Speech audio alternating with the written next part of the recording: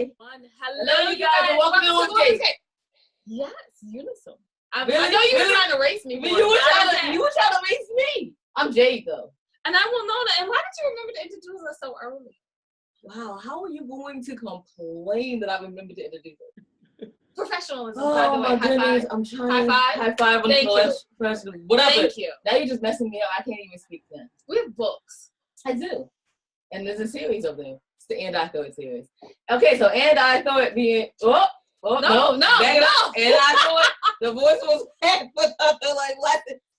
And I thought being grown up was easy. You guys should think, as many times as I have done this, I should really know how to do this. And I thought I could juggle it all. Yeah, I'm thinking that we had the other book first. And I thought, wait, I've had it all. No. Yeah. And I thought I had it all figured out. And I thought I did my journey alone. Okay, you guys, bear with me. I've only had one cup of coffee, and you guys know I had to. I only had 1 8-ounce cup of coffee. I don't know what that means in other places. Welcome to America. After that statement, never mind. We don't do that. Anyway, by the way, because I didn't get to do this last time. Hollywood, if you're out there, I need to be more famous. So she does not. Take this book, my lovely script book, and turn it into a actual scripted show. Thank you, Hollywood. No, don't do it. Awesome. Never be humble. She would never be humble. It's not about being okay, humble. so and I thought the workbook. Yeah. Now go ahead. Okay, so you guys, when you go on andwethought.com, go to the bottom, go to the links page to the bottom and see the charities we proudly support. Also know that we have Just Right in Life. It's on Amazon and Channel 18 in Sacramento, California. Hopefully soon. Oh, can we tell them? Oh, hopefully soon we'll have a new book out, and we mean it, you guys. We really mean it. It'll just be Winona, Jade, and Alexis. Yes, the Misfit Guide. So we're excited about that. It'll launch very, very soon. Next week. A week and a half, because you guys know who we really are. Yeah. So, a week and a half. Wonderful, beautiful, lovely guests. Would you like to introduce yourself? I was going to say, you can find our books on Amazon.com, BuzzGo.com. Guests, would you like to introduce yourself?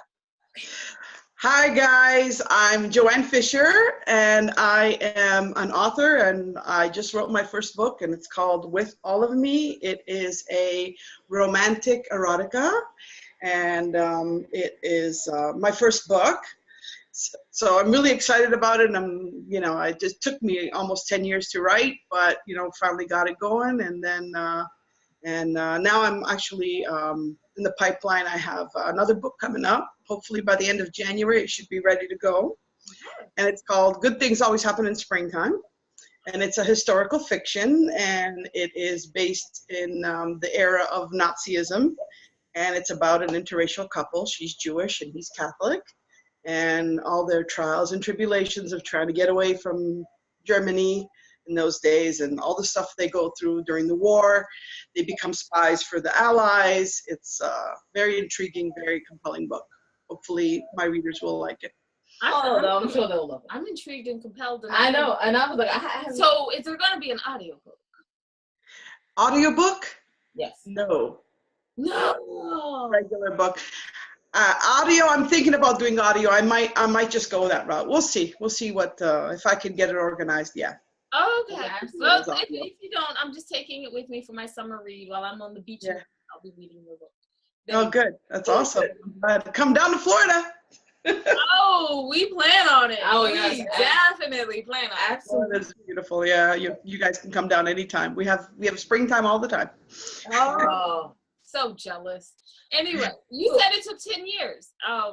I've been writing for this book for 10 years because it was just an on and off thing. It was, I'm trying to juggle family, remarried with my second husband and his children, and, starting a life in Florida because I used to live in Canada, and some all that stuff. So I just kind of wrote, here and there. So finally last year I was able to finally finish it, and I was like, okay, now what? And I had to look for a good publisher, a self-publisher, and I found Author House, which is they treated me well.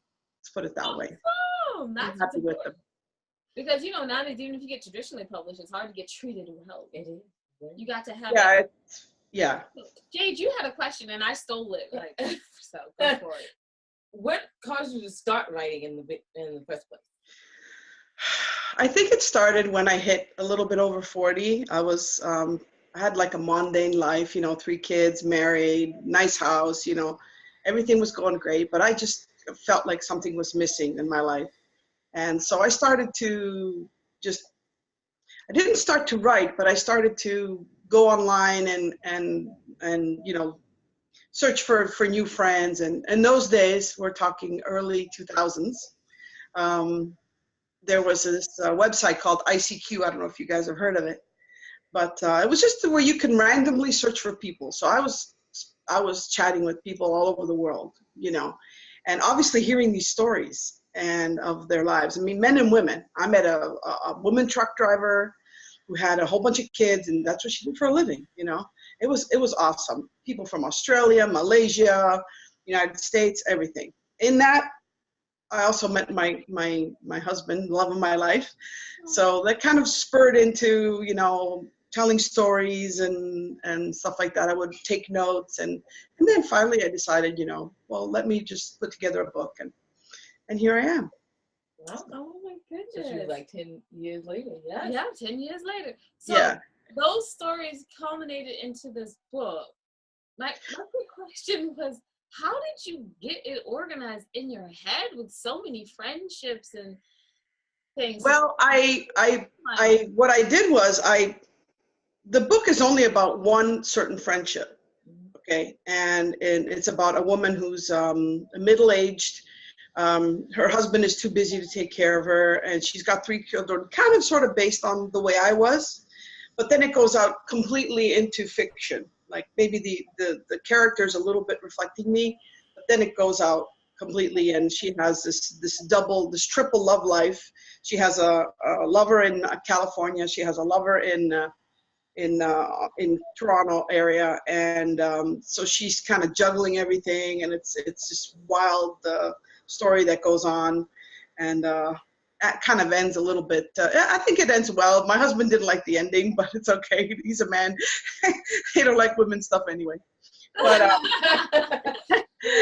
so yeah. So, but the other stories, what I did was actually that's where my second book comes in. It's a story of that I heard in those days. I would take notes, jot them down, put them away. Actually, put them on my computer. Not jot them down, like put it on a Word document and just kind of put it away. And now I've developed my second story on that. And then I have another story about a Spanish doll. That's another convoluted story. That's the one I'm writing right now. So I just kind of put them away, not in my mind, but I do write notes so I don't forget about them, and I keep them on my computer. So I think that all authors, we all write notes. Yeah. Like I have a book that I read at all times. Yes, you guys, I know I'm old-fashioned like that, but I have a book and a pen, and I'm like, write it down real quick. Yes, it's old-fashioned. I know I should just type it into my iPhone, but I don't. Yeah, I think I have a really good memory, so I remember a lot of things. And I think at a certain point, I just kind of types, it just comes out. And you say, well, don't you have writer's block? No, it just comes out, it just flows. Story, and then the characters tell you who they are, and then what they want to do. And I think everyone complains about this, is that the ones who just kind of like let it flow. You start writing in your head, you have this organization of where everything is going, and then a character decides that it wants to take a side street, and it'll join back up at a later date. And absolutely always does. It always does. And for some reason, you read that section, you're like, I hated it, but they took. And once you follow your character, it's good to go. Anyway, let me get back off of this, which I'm about. But so Toronto to Florida, how cold, how warm are you? How warm were you when you first got there? And actually, it seems that every time I come to Canada, I bring warm weather. I don't know how it is, but I do. So right now here, it's something like 45, 48 degrees, something like that. So it's raining, like I said, so there's no snow, but I'll bet you the moment I leave, it's going to be cold and windy and snowy, and it's going to go below 0 and the whole 9 yards. So, but I'm going to go back to my Florida. I'm good. We bring cold. I'm being selfish, right. But okay. Yeah, literally, we're the opposite. Bring cold and rain. Yep. It was very funny. We went to California, we went to Los Angeles one time to be on some radio shows and stuff, and they were like, it has not rained this much in years. I know. And I was like, we brought it with us. Don't worry. Same thing in Las Vegas. And I'm sorry, when we came down for y'all in Florida, same thing in Florida. It's cold. I'm so upset about this. But anyway, let's get off the weather real quick. So you said book. So your third book is going to be about a Spanish doll. Do you want to give us any hints?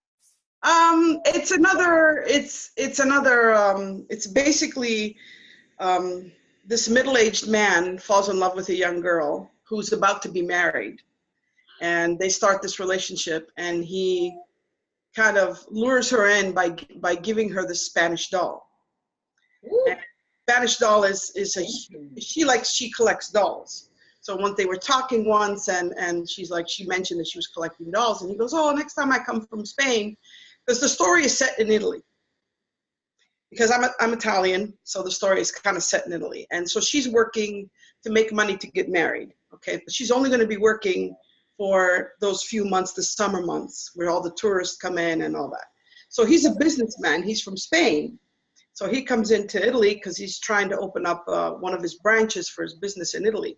So he sees her, and he falls for her immediately. She doesn't quite yet, but then after they do kind of fall for each other, and they start this relationship, and she still gets married, but the Spanish doll is the symbol of their love, so to speak, that he reached out to her and said, here, I would love you. Here's a beautiful big Spanish doll. And the doll is like 2 feet long. And I do have the doll personally. I have a doll like that. So I kind of took inspiration from the doll, and I made up the story. So. Oh!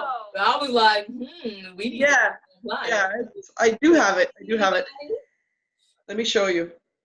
Here, this is my doll right there. You see it? Oh my goodness, that's so cute. This is 2 feet long and 3 feet wide. Oh my word. Wow. Okay, so the next time I'm in Spain, that's what I'm getting. Yeah. Absolutely. It's a beautiful doll. Which I'm hoping will be this summer. So anyway, where can people find you online? Because unfortunately we're at the end of our interview.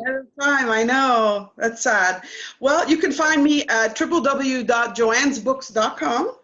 And the handle Twitter is @JoannesBooks, and Facebook, same thing, Joanne's Books.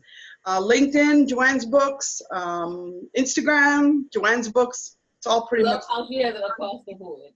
Joanne's Books. Joanne's Books. Right. So, and that's it. And you can send me an email at Joanne's_books@outlook.com. Right. I'm always available. Go figure.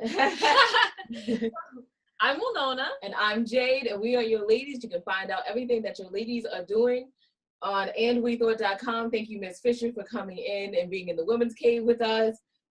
And as we always say, you guys, wisdom is all around you if you're open to finding it and accepting it. So peace and love, you guys, from Winona and Jade. Bye-bye.